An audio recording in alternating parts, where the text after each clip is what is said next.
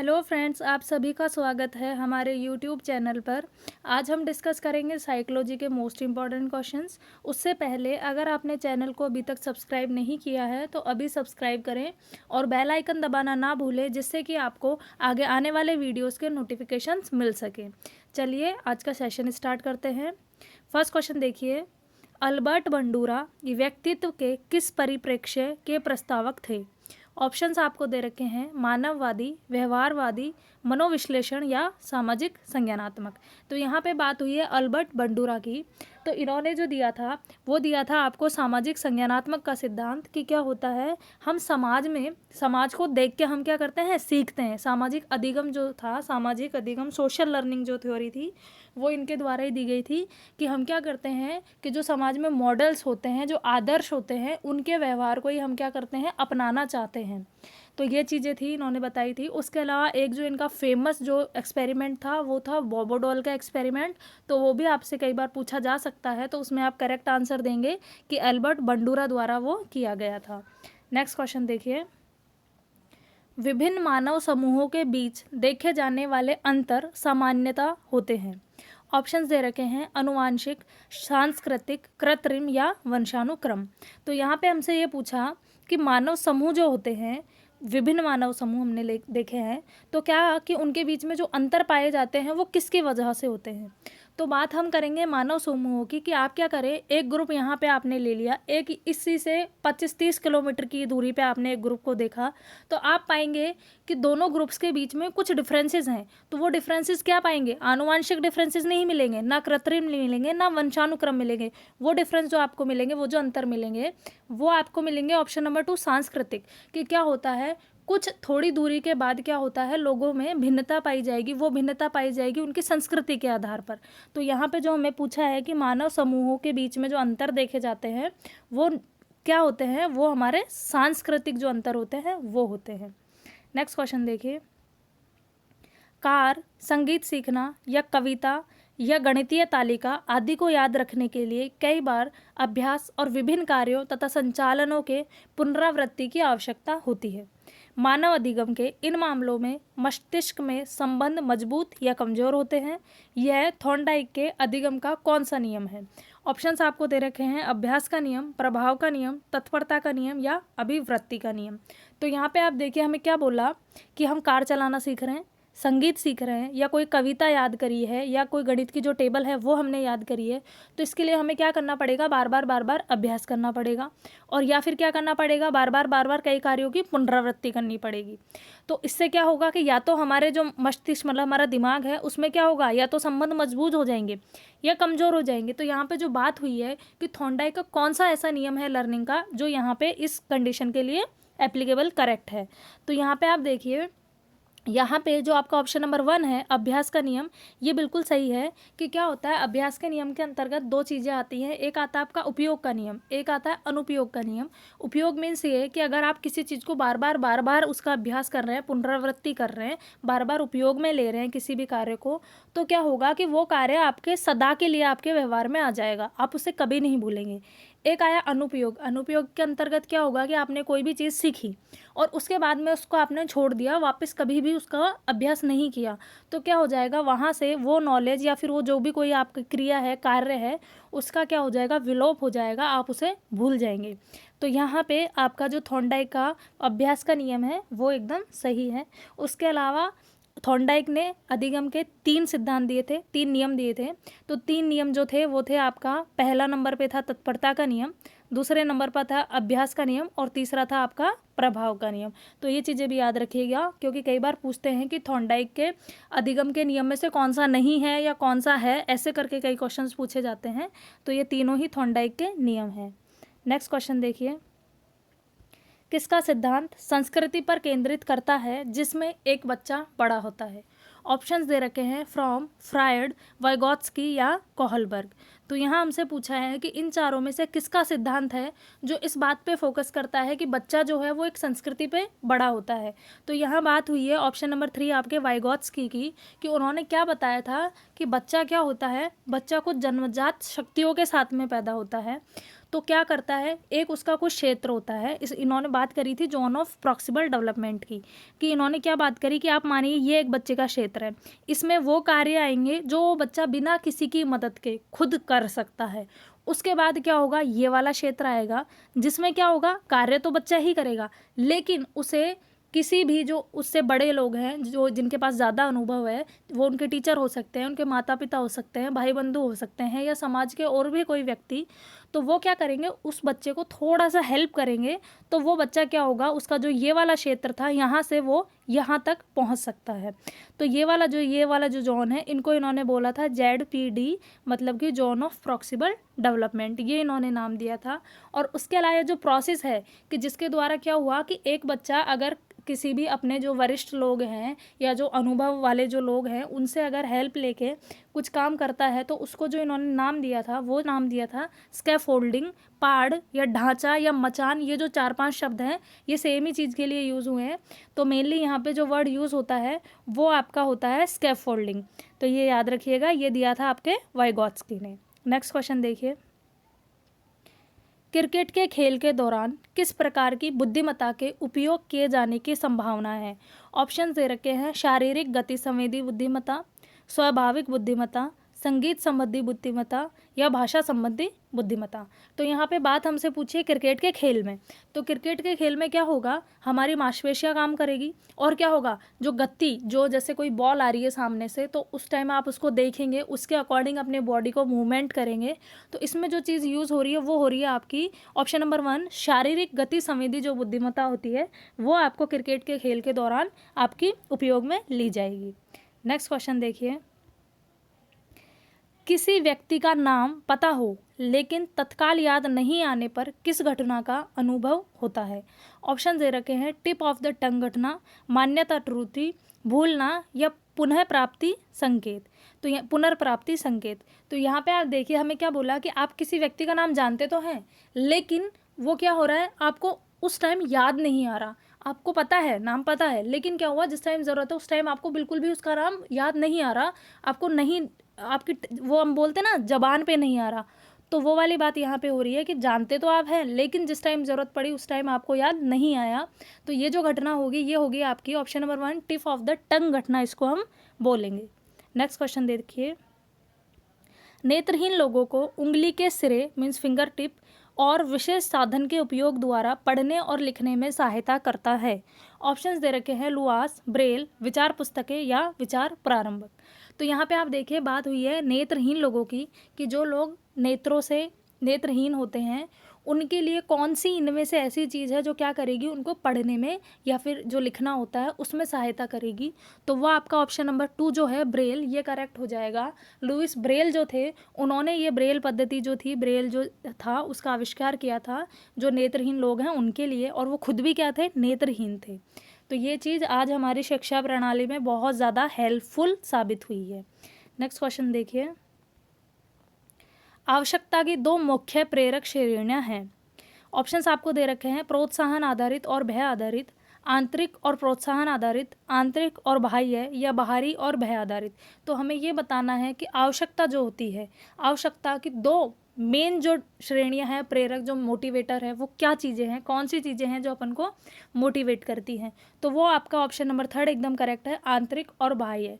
कुछ चीज़ें होती हैं जो हमारे अंदर से, हमें कुछ प्रेरणाएं हमें अंदर से मिलती है और कुछ हमें मिलती है हमारे समाज से या बाहरी वातावरण से, जिन्हें हम अर्जित करते हैं। तो आंतरिक में क्या आ जाएगी, जितनी भी आपकी जैविक जो आवश्यकताएं हैं, जैविक का मतलब आपका भूख हो गई, प्यास हो गया, उत्सर्जन हो गया, आपका सांस लेना हो गया, ये सब जो चीज़ें हैं ये किस में आएंगी, आपकी आंतरिक अभिप्रेरणा, आंतरिक प्रेरक हैं ये सारी चीज़ें। और बात करेंगे हम बाह्य की, तो बाह्य में क्या होगा कि हम समाज से या जो हमारा बाहरी वातावरण है उससे हम उन्हें अर्जित करेंगे। तो यहाँ पे ऑप्शन नंबर 3 आपका बिल्कुल करेक्ट हो जाएगा। नेक्स्ट क्वेश्चन देखिए, अनुप्रयुक्त व्यवहार विश्लेषण मीन्स ABA का प्रयोग बच्चों की निम्नलिखित में से किस स्थिति में मदद करने के लिए किया जाता है? ऑप्शंस दे रखे हैं, ध्यानाभाव विकार, पढ़ने संबंधी समस्या, स्वलीनता या गति समन्वय वैकल्य। तो यहाँ पे हमें ये पूछा है कि ये जो ABA होता है ये इसका यूज़ हम किस लिए करते हैं, ये जो चार यहाँ पे हमें दिया है, इन चारों में से किसकी स्थिति, कौन सा जो बच्चा होगा उसकी मदद करने के लिए हम ये ABA का प्रयोग करेंगे। तो यहाँ पे जो आपका ऑप्शन नंबर 3 है वो बिल्कुल करेक्ट है कि जो बच्चा ऑटिज्म से पीड़ित होगा, हम उसके लिए ये जो ABA होता है, ABA का मतलब आपका होता है अप्लाइड बिहेवियर एनालिसिस। तो इसके अंदर क्या किया जाता है कि कोई एक इंसान होगा, वो क्या करेगा, ये एक तरह से थेरेपी होती है जो ऑटिज्म से पीड़ित जो बच्चे होते हैं उनको ये दी जाती है कि इसके अंदर क्या करेगा, एक तरह से कंसल्टेंसी है ये, कि कोई क्या होगा, एक व्यक्ति होगा जो उसके पूरे स्टार्टिंग से लेके लास्ट तक की उसकी स्टडी करेगा कि आखिर इस बच्चे का भाई क्या ऐसे रीजंस हैं जिनकी वजह से इसके संप्रेषण जो शक्ति है, संप्रेषण जो क्षमता है वो इतनी कमज़ोर है और ये स्वलीनता से क्या है, पीड़ित है। तो ये चीज़ें इसमें होती है। इसका फुल फॉर्म होता है applied behaviour analysis. Next question देखिए, एक बच्चे के विकास में माता पिता और शिक्षकों की भूमिका का वर्णन करने के लिए वाइगॉत्स्की द्वारा किस पद का उपयोग किया गया है। ऑप्शंस आपको दे रखे हैं, सीजरिंग, स्कैफोल्डिंग, व्याख्यान या शिक्षण। तो ये चीज़ मैंने अभी आपको पिछले एक क्वेश्चन में बताई थी कि वाइगॉत्स्की ने क्या बताया था कि क्या होता है, एक बच्चा होता है, उसके विकास में माता पिता और शिक्षकों की भूमिका होती है, जो मैंने आपको जोन ऑफ प्रॉक्सिमल डेवलपमेंट में बताया था। तो वही वाली बात यहाँ पूछी है। तो उसके लिए उन्होंने किस शब्द का या किस पद का उपयोग किया। तो ऑप्शन नंबर 2 आपका बिल्कुल करेक्ट हो जाएगा। स्कैफोल्डिंग जो वर्ड है इसका इन्होंने यूज़ किया था। इसकी जगह कई बार एग्जाम्स में पाड़, ढांचा, मचान ऐसे शब्द भी लिखे हुए आते हैं, तो उनसे आप कन्फ्यूज़ ना हो, वो सारे के सारे ही हमें वाइगॉत्स्की के बारे में ही बताते हैं। नेक्स्ट क्वेश्चन देखिए, यदि किसी बच्चे का तेजी से वजन कम हो रहा है और दिन भर कुछ नहीं खाता तो उसमें कौन सा विकार पाया जा सकता है। ऑप्शंस आपको दे रखे हैं, मोटापा, एनोरेक्सिया नर्वोसा, टिक विकार या अनिद्रा।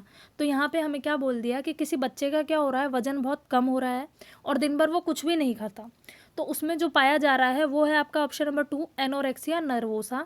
ये मेनली किस में पाया जाता है, जो अडल्सेंट्स होते हैं, मतलब किशोर और जो आपके किशोरियाँ होती हैं उनमें ये पाया जाता है। और इसके क्या होता है, इसके अंतर्गत कि वो अपने आप को बहुत ज़्यादा जब जैसे शीशे में देखेंगे, आईने में जब देखेंगे तो वो उनको ऐसा लगता है कि हम बहुत ज़्यादा मोटे हो रहे हैं, तो फिर वो क्या करेंगे कि खाना पीना छोड़ देंगे ताकि उनका जो शरीर है उनको एक तरह से वो मेंटेन रख सकें।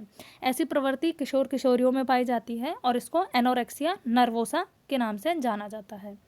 नेक्स्ट क्वेश्चन देखिए, किसने पूर्णता और एकता का वर्णन करने के लिए सबसे पहले आत्मसिद्धि शब्द का प्रयोग किया था।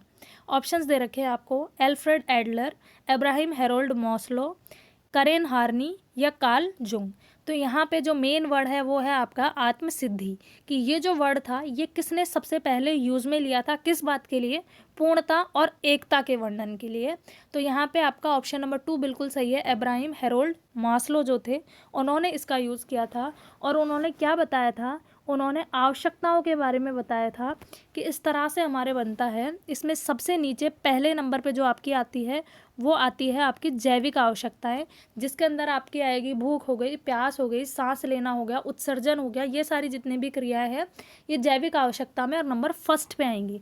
उसके बाद सेकंड नंबर पे यहाँ आएगा, जब इंसान की जैविक आवश्यकताएं पूरी हो जाएंगी तो वो किसकी उम्मीद करेगा, वो करेगा सुरक्षा की उम्मीद। सुरक्षा दूसरे नंबर पे, जिसमें जैसे कि वो चाहेगा कि मेरे पास घर हो, मेरे पास पैसा हो, इन सब चीज़ों की वो क्या करेगा, सिक्योरिटी चाहेगा वो अपनी लाइफ में। जब ये दोनों चीज़ें उसके पास आ जाएंगी तो तीसरे नंबर पे वो क्या चाहेगा, लव चाहेगा, प्रेम चाहेगा, संबंध चाहेगा, बिलोंगिंग चाहेगा। तो ये जो चीज़ें होती हैं ये आती है तीसरे नंबर पर। और जब ये तीनों हो पूरे हो गए तो चौथे नंबर पे वो चाहेगा मान सम्मान, प्रतिष्ठा, जो समाज में प्रतिष्ठा होती है, मान सम्मान होता है, वो चाहेगा। उसके बाद लास्ट में जो लास्ट स्टेज है इसकी फिफ्थ, उसे नाम दिया है इन्होंने आत्मसिद्धि, कि जब उसने क्या करा कि उसकी जैविक आवश्यकताएं पूरी हो गई, उसकी सुरक्षा पूरी हो गई, उसके लव बिलोंगिंग संबंध जो थे वो सारी चीज़ें उसकी पूरी हो गई आवश्यकताएं, उसके बाद उसने चाहा कि मान सम्मान मिले, वो पूरा हो गया, तो फिर इंसान क्या होता है, आत्मसिद्धि के स्टेज में आता है, जिसमें वो क्या करेगा कि वो समाज को वापस से लौटाता है, फिर अपनी पूरी जो उसकी योग्यताएं होती हैं, ताकतें होती हैं, उनको वो क्या करता है, समाज को वापस से लौटाता है, समाज के हित के लिए उनका काम करता है। तो ये बात बताई थी अब्राहम हेरोल्ड मास्लो ने। नेक्स्ट क्वेश्चन देखिए, एक आम आदमी की पुनर्बलन और दंड की समझ उससे पृथक है जो डैश में प्रयुक्त होती है। ऑप्शंस आपको दे रखे हैं क्रिया प्रसूत अनुबंधन, संकेत अधिगम, अनुकूलित अनुक्रिया अनुबंधन या सामाजिक अधिगम। तो यहाँ पे ये बोल दिया कि एक आदमी की पुनर्बलन और दंड की जो समझ है वो किससे पृथक है। तो यहाँ पे ऑप्शन आपका 1 बिल्कुल सही है। जो ऑपरेंट कंडीशनिंग होती है वो आपका यहाँ पे आएगा। और ऑपरेंट कंडीशनिंग जो थी इसमें क्या था, यहाँ पे ये बात हो रही है किसकी, स्किनर की बात हो रही है। स्किनर ने बताया था क्रिया प्रसूत अनुबंधन के बारे में।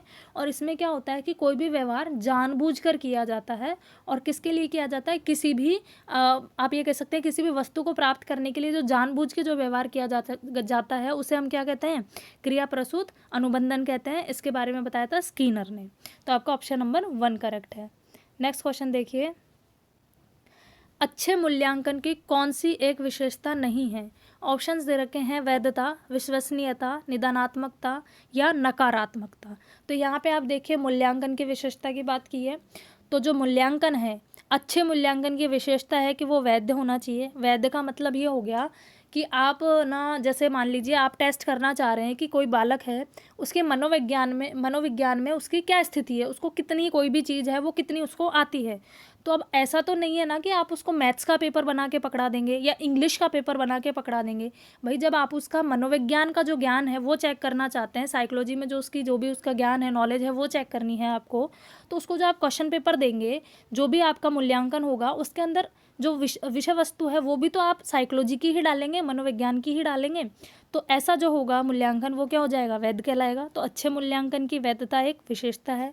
बात करें विश्वसनीयता की, विश्वसनीयता का मतलब ये हो गया कि जो भी आप मूल्यांकन ले रहे हैं वो मूल्यांकन हर परिस्थिति में क्या होना चाहिए, हर परिस्थिति में वो समान रहना चाहिए। ऐसा नहीं कि आपने एक बच्चे का मान लो जयपुर में टेस्ट लिया सेम क्वेश्चन पेपर का, उसी क्वेश्चन पेपर को आप उठा के ले गए सीकर के अंदर, तो जो रिजल्ट था उसमें वेरिएशन नहीं मिलनी चाहिए आपको। क्योंकि विश्वसनीयता मतलब रिलायबिलिटी, कि जो चीज़ आपकी एक कंडीशन में यूज़ हो रही है वो आपको दूसरे कंडीशन में भी काम सेम टू सेम आए।